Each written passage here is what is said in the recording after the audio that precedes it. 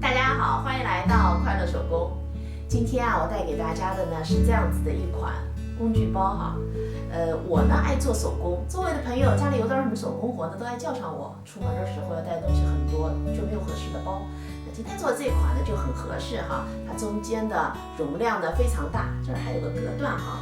出门的时候有时候会带点布啊，像这种工具啊，都能够有分类的收纳夹层哈。这样子出门的时候呢，只要带上就可以了。接下来呢，我就把它的制作方法分享给您。首先呢，我们准备4份主体材料，面子2份，里子2份。里子烫了60克的无纺衬，面子呢烫了180克的铺棉。铺棉尺寸是长度41厘米，宽度20厘米，放1厘米的缝缝。这2份是包底的材料，长25厘米，宽16厘米，放了1厘米的缝缝。这2份是做外围口袋的材料，这是一块帆布哈，印花是不是很漂亮？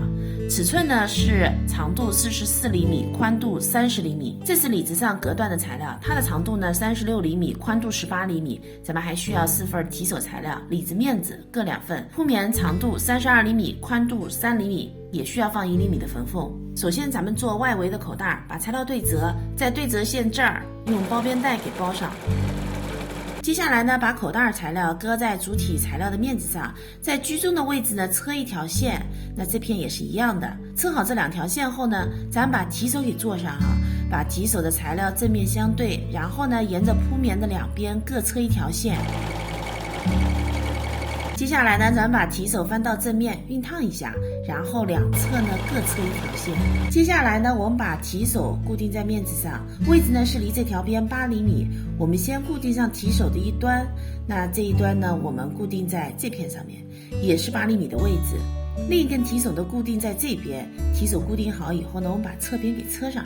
提手和侧边呢车好了，接下来咱们把包底给合上哈，4条边的中心点呢先固定，然后再把其余的边给车上。现在面子呢就做好了，接下来咱们开始做里子部分。首先呢，拿出里子的隔断材料，把材料呢对折，正面呢折在里边，车上这条边。接下来呢，把隔断材料翻到正面，把它呢搁在里子材料上面，这条边对齐，离这儿2厘米。我们盖上另一片里子材料，正面相对，我们车上这条线。里子这条边呢也是夹上隔断的材料，也是一样的，车上一条线。中间的隔断呢咱们就车好了，接下来就是合上底部了。咱们合的时候是合在留2厘米的这面的哈。我们这样子车一圈，在这儿呢需要留一个反口。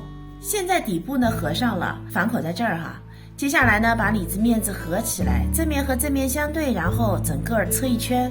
里子面子合好以后呢，接下来把包翻到正面，最后咱们在包口呢车一圈窄边。现在咱们工具包呢就做好了，容量很大，外围的口袋呢还可以放一些手工当中的小工具、小盒子。这期视频内容呢就是这些了，感谢您花宝贵的时间来看我的视频，记得帮忙点赞哦，咱们下期再见。